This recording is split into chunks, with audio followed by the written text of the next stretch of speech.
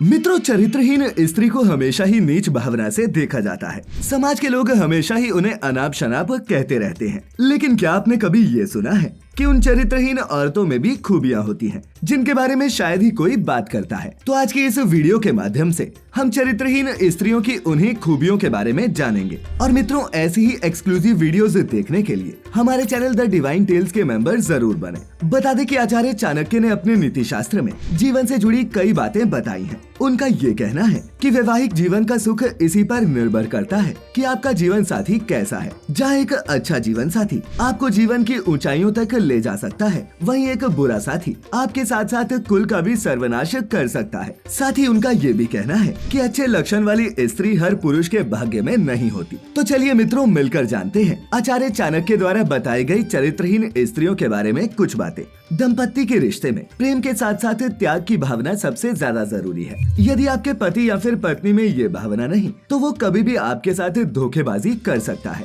क्योंकि एक रिश्ते में त्याग दोनों तरफ से होना जरूरी है। पति और पत्नी दोनों को समय के साथ जरूरत पड़ने पर अपने वैवाहिक जीवन में त्याग करना ही पड़ता है। वहीं दोनों में से जो भी ऐसा नहीं करता, चाणक्य के अनुसार वो विश्वास के लायक नहीं होता। चरित्र और स्वभाव। एक स्त्री की पहचान उसके चरित्र व स्वभाव से ही होती है। यदि आपको लगता है कि आपके साथी का चरित्र सही नहीं, तो ऐसे साथी से तुरंत दूर हो जाना ही बेहतर है। ऐसी स्त्री उस सांप की तरह है जो कभी भी बिल से निकलकर आपको डस सकती है। गुण।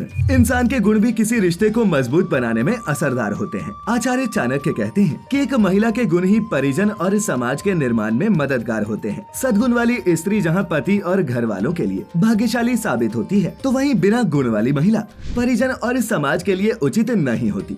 स्वार्थ। एक स्वार्थी महिला कभी भी अच्छी पत्नी या फिर मां नहीं बन सकती। त्याग की भावना ही एक स्त्री को पुरुष से ज्यादा बेहतर बनाती है। जो महिला सिर्फ स्वयं के बारे में ही सोचे, वो कभी भी धोखेबाजी कर सकती है और अपने स्वार्थ के लिए वो किसी भी रास्ते से गुजर सकती है। आचार्य चाणक्य कहते हैं कि इस तरह की स्त्री के साथ संबंध रखने से अच्छा है कि आप मृत्यु को गले लगा लें। इसीलिए मित्रों, कहा जाता है कि स्त्री और पुरुष को अपने चरित्र को बचाकर रखना चाहिए। और इस बात का ध्यान कैसे रखें, आइए जानते हैं। दरअसल जो भी महिला या पुरुष अपना कल्याण चाहते हैं, उन्हें अन्य पुरुषों और स्त्रियों से हमेशा ही दूरी बनाकर रखनी चाहिए। अपनी पत्नी या फिर अपने पति में ही संतुष्ट और खुश रहना चाहिए। कभी भी किसी अन्य व्यक्ति की पत्नी या फिर किसी के पति पर बुरी नजर नहीं डालनी चाहिए, क्योंकि ऐसा करने वाले लोगों को अगले जन्म में कुत्ते की योनि मिलती है। आज के इस दौर की बात करें तो यदि कोई मनुष्य किसी पराई स्त्री या फिर गैर मर्द पर बुरी नजर डालता है, तो फिर जानवर या फिर उस व्यक्ति में क्या ही अंतर है। इसीलिए कहा जाता है कि इस दुनिया में जो भी स्त्री उम्र में बड़ी हो, वो हमारी माँ के समान है। जो उम्र में छोटी हो, वो हमारी बेटी के समान, और जो बराबर हो, वो हमारी बहन के समान होती है। इसी विषय पर शास्त्रों में भी कहा गया है कि मर जाना बेहतर है, लेकिन कभी किसी पर स्त्री या फिर पर पुरुष पर गंदी नजर नहीं डालनी चाहिए, क्योंकि ऐसा करने से आपका चरित्र मैला होता है और इसका असर आपके अगले जन्म पर भी पड़ता है। और तो और रामायण में तो ये भी कहा गया है कि हमेशा प्रभु राम की तरह चरित्रवान होकर अपना जीवन व्यतीत करना चाहिए। अब मित्रों, आप भी जानते हैं कि जब श्री राम के समक्ष शूर्पणखा आई,